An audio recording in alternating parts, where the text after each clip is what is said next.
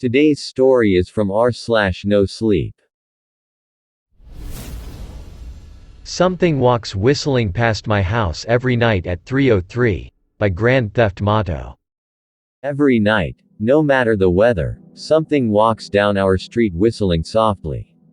You can only hear it if you're in the living room or the kitchen when they walk by, and it always starts at exactly 3:03.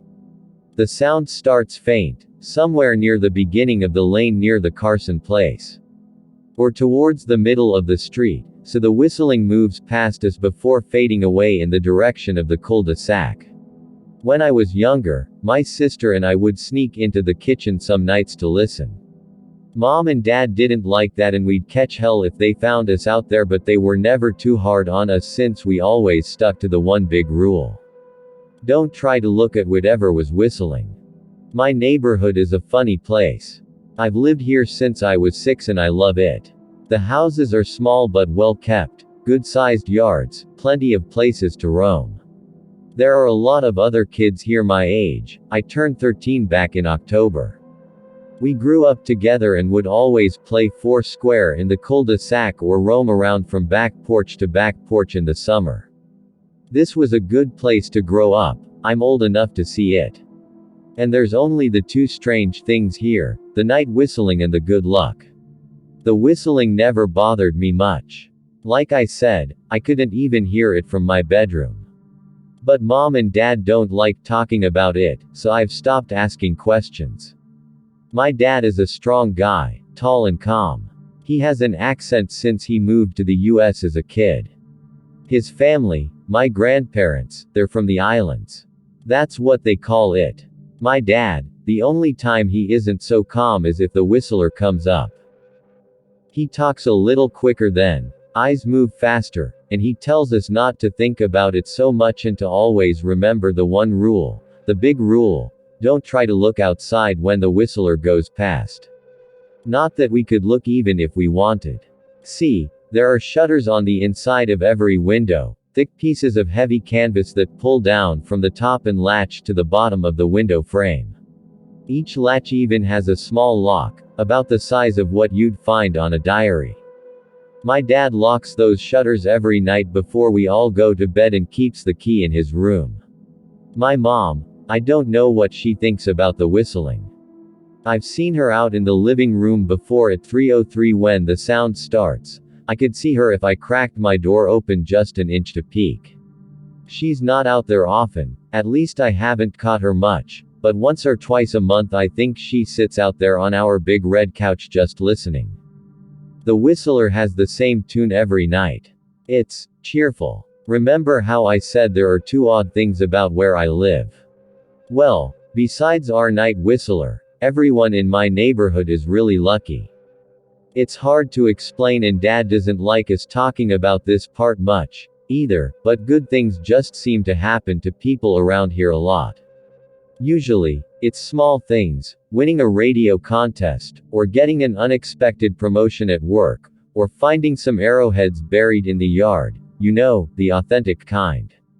The weather is pretty good and there's no crime, and everybody's gardens bloom extra bright in the fall. A million little blessings, I've heard my mom say about living here. But the main reason we stay here, why we moved here in the first place, is my sister Nola. She was born very sick, something with her lungs. We couldn't even bring her home when she was born, only visit her in the hospital. She was so small, I remember, small even compared to the other babies. A machine had to breathe for her. We moved into our house here to be closer to the hospital.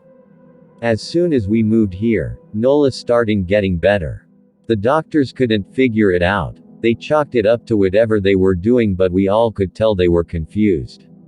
But my parents knew, even I knew, Nola getting better was just another of the million little blessings we got for living in our neighborhood. So that's why we stayed even after we found out that, for every small miracle that happens here every day, now and then, some bad things happen. But they only happen if you look for the whistler. See, our neighborhood has a welcoming committee. They show up with macaroni casserole and a gift basket and a manila folder whenever someone new moves in. They're very friendly. 4 people showed up when we moved in 7 years ago. The committee made small talk, gave me a Snickers bar, and took turns holding Nola. It was her first week out of the hospital, so they were extra careful. Then the committee asked to speak to my parents in private, so I was sent to my room where I still managed to hear nearly every word. The welcoming committee told my parents about how nice the neighborhood was, really exceptionally, hard to explain kind of nice. And then they told my parents about the even harder to explain whistling that happened every morning at 3:03 and ended at the tick of 3:05. The group, our new neighbors, warned my parents that the whistling was quiet, would never harm or hurt us, as long as we didn't look for what was making the sound. This part they stressed, and I pushed my ear into the door, straining to hear them. People who went looking for the whistler had their luck change, sometimes tragically. A black cloud would hang over anyone that looked. Anything that could go wrong would. The manila envelope the committee brought over contained newspaper clippings, stories about car crashes and ruined lives, public deaths and freak accidents. Not everyone dies, I heard the head of the committee tell my dad. But the life goes out of them. Even if they live, there's no light in them ever again, no presence. My mom, I could tell she wasn't taking it seriously. She kept asking if this was some prank they play on new neighbors. At one point my mom got angry, accused the committee of trying to scare us out of our new home, asked them if they were racist on account of my dad being from the islands. My dad calmed her down, told her he could tell our new neighbors were sincere and they were just trying to help us. He explained that he grew up hearing these kinds of stories from his mom and that he knew there were strange things that walked among us. Some of those strange things were good and some were bad, but most were just different. After the committee left, Dad went out to the hardware store, bought the canvas blinds, the latches, and the locks and installed them on every window in the house after dinner. That first night in our new house, I crept out of my room at 3 a.m. only to find my dad awake sitting on the living room couch, holding my baby sister. My dad held up his finger in a shush motion but patted the couch next to him. I sat and we waited. At exactly 3:03 we heard the whistling. It came and it went just like our neighbors said. The whistling returns each night and we never look and we enjoy our million little blessings every day. Nola breathes on her own and she's grown into a strong, clever girl. My dad even joined the welcoming committee. We don't get new neighbors often, why would anyone want to leave? But when a new family moves in, my dad and the committee bring the macaroni casserole, a gift basket, and the manila folder. I can always tell by the look on my dad's face when he comes back if the family took the committee seriously or if we'd be getting new neighbors again very soon. Not long ago a family moved in directly next to us. The previous owner, Ms. Maddie, passed away at age 105. She'd lived a good, long life. Our new neighbors seemed like they'd fit in just fine. They believed the welcoming committee, took my dad's advice about the locking shutters since they had a young child of their own. Whatever newspaper clippings were in that manila envelope, whatever evidence, my dad never let us see. But I imagine it must have been awfully convincing since our neighbors got along with no issues for the first month. One night, when our new neighbors had to leave town, they sent their son, Holden, to stay with us. He was 12, a year under me in school. I didn't know him well before that night, but as soon as his parents dropped him off after dinner I could tell it was going to be a bad time. Do you know who is always out there whistling every night? Holden asked the moment the adults left the room. The three of us were sitting in the den, some Disney movie playing idly on the television. My sister and I exchanged a glance. We don't talk about that, I said. I think it's that weirdo that lives in the big yellow house on the corner, Holden said. Mr. Tolles? My sister asked. No way, he's really nice. Holden shrugged. Must be a psycho killer, then. Nola tensed. We don't talk about it, I repeated. Let's go in my room and play Nintendo. We spent the next few hours playing games, eating popcorn and then watching movies. A typical sleepover, but I could see Holden was getting antsy. After my parents had wished us a good night, locked the blinds, and gone to bed, Holden stood up from his bean bag and walked over to where Nola and I were sitting on my bed. "Have you ever even tried looking?" he asked. "It's nearly time." Like most sleepovers, we'd conveniently ignored any suggestion of a bedtime. I was shocked to see he was right. It was almost 3 a.m. I sighed. "We don't, see, I can't even try to look because my dad locks the blinds every night and hides the key," he continued, ignoring me. "So does our dad," said Nola. "No," replied Holden. "No, he doesn't. You saw him do it," I said, a little sharper than I meant to sound. Holden grinned. "Your dad locks the blinds, yeah, but he doesn't hide the key. He keeps it right on his normal keychain." "So?" I asked, worried I already knew what he would say next. Because I had noticed that my dad didn't bother hiding the key anymore after all of these years. Because he knew we took it seriously. "So, after your dad locked up but before your parents went to bed, I went to the bathroom. And on my way, I may have peeked into their room, and I may have seen your dad's keychain on his nightstand, and I maybe went and borrowed the key to blinds." Nola and I stared and his grin only grew wider. "You're lying," I said. Holden shrugged. "You can check if you want. Just open your parents' door and look, you'll see his keychain right there on the nightstand." "Stay here," I told both of them. "Don't move a muscle." I hurried over to my parents' room but hesitated at the door. If Holden wasn't lying, my dad would be angry. Beyond angry. I was scared thinking about it. But more scared of an open window with the whistler right outside.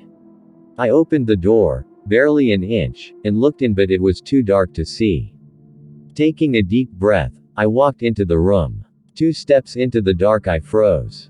The whistling started. And I could hear it clearly, from my parents' room. I never realized, but they must have heard the sound every night since we moved into the house. They never told us. I don't think I could have slept through it.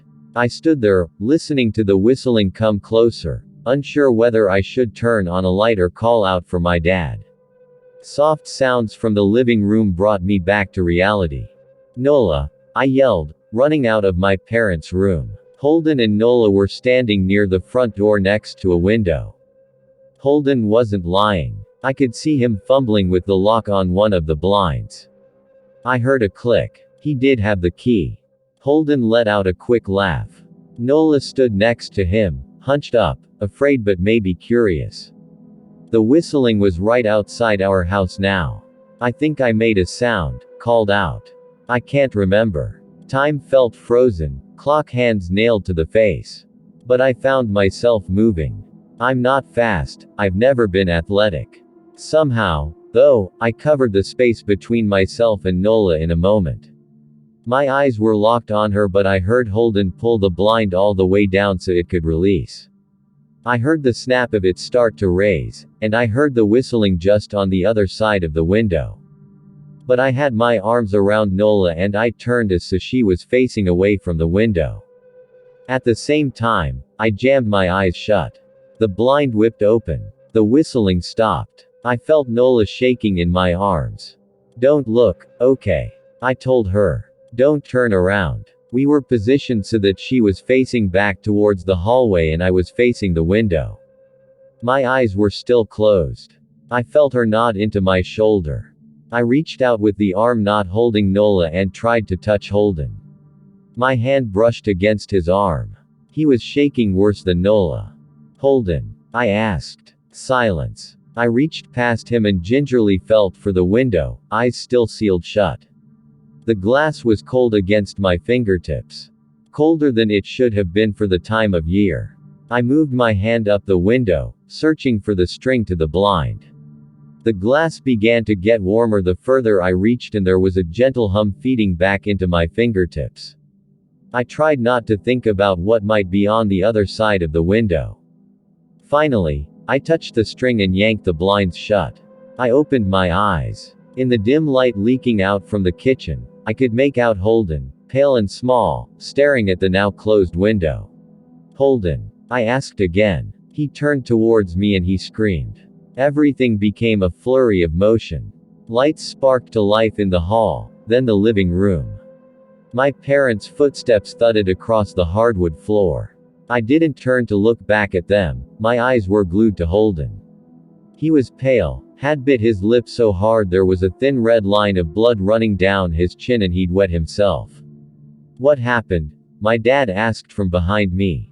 I managed to swivel away from Holden and look back. He looked. I'd never seen my dad scared before, but I saw it that night. In that moment, an old, ugly terror stitched on his face.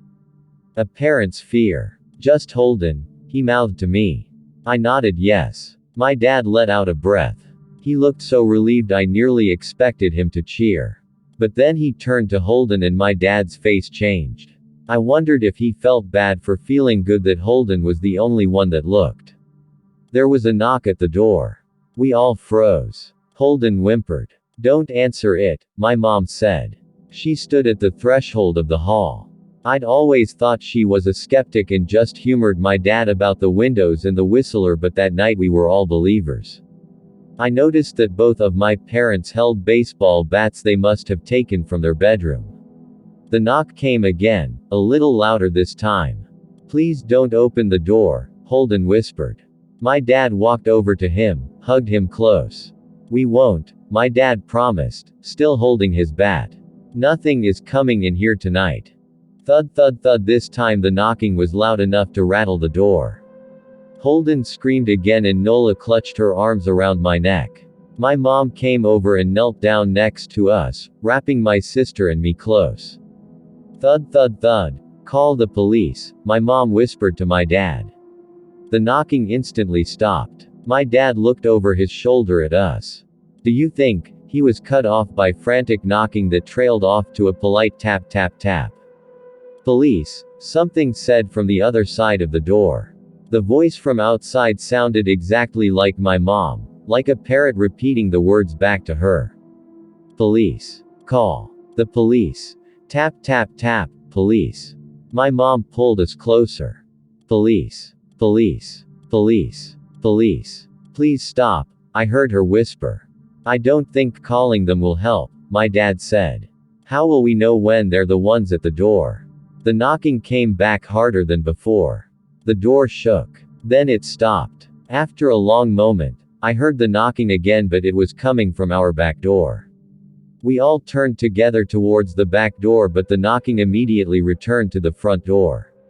Front to back to front. Loud then quiet then loud again. Suddenly, the sound was coming from both doors at once, big, heavy blows like a sledgehammer. Then something started rapping against all of the windows in the house, then the walls. It was like we were living inside a drum with a dozen people trying to play at once. Or we were a turtle and something was attempting to claw us out of our shell. "Stop!" Holden yelled. The knocking died. "I won't tell," Holden said, staring at the door. "I promise I won't tell anyone what I saw. Just please go away." We waited for nearly a minute. Then we heard it, a soft tap tap tap coming from the window Holden had looked through earlier. Holden started to cry, sobbing like a prisoner watching gallows being built outside their cell. My dad held him, brushed his hair but never lied to him, never told him things would be okay. The tapping at the window went on for the rest of the night. We huddled together in the living room for I don't know how long. Eventually, my mom tried to take us kids into my room while my dad stayed to watch the door. But the second we moved into my bedroom, the knocking came back, so loud it was possible to ignore. I was afraid the door couldn't take it. We went back to the living room and the knocking stopped. Only the tap tap tap on the window remained. None of us slept that night. The tapping stopped around 7 a.m. That's about the time the sun comes up here. We waited another 2 hours before my dad opened the blinds from one window. He made us all go back to my parents' bedroom first. I heard him open the door then come back in. "Okay," he told us. "It's done. Holden's parents came back around lunchtime. My mom and dad walked Holden over to his house and they all went inside for quite a while. Nola and I watched from the window. She stuck to me the whole day, right at my side, sometimes holding my hand. When my parents came back they looked grim but wouldn't tell us what they said to Holden's family. It was a Sunday so we all spent the day together, ordered pizza and watched movies. That night everyone slept in my room, Nola and my mom in the bed with me, my dad in a chair he'd pulled over. There was no knocking that night or any night since. We didn't see much of Holden or his parents for the rest of that week, but by Thursday there was a moving truck in their driveway. Nola and I watched them packing up the whole afternoon after school. What sticks with me most is how tired Holden and his parents looked. All three had the same pallor, grim mouths and lightless eyes. Even from across the street I could tell something was very wrong. Holden and his family were gone before sunset. I remember what the original welcoming committee said to my parents when we moved in. Not everyone who looks at the whistler dies, but even those that live have the light go out of them and the rest of their lives are full of misfortune. A million little tragedies. I think Holden's parents must have looked, either to comfort him if they didn't believe or share the burden if they did. I watch Nola some days, happy and young and alive, and I wonder if I'd been slower. If she'd looked out the window that night, would I have looked too? To comfort her. To share that burden. I'm glad I don't have to find out. We still live in that house, in that neighborhood. We still hear our whistler walking past every night. The blessings, the luck, the good things here are too good to leave. But we're careful. We don't have friends over to spend the night anymore. And my dad hides the key to the blinds very, very well. Not that I've gone looking. Some things you just don't need to look for. Subscribe for more videos like this.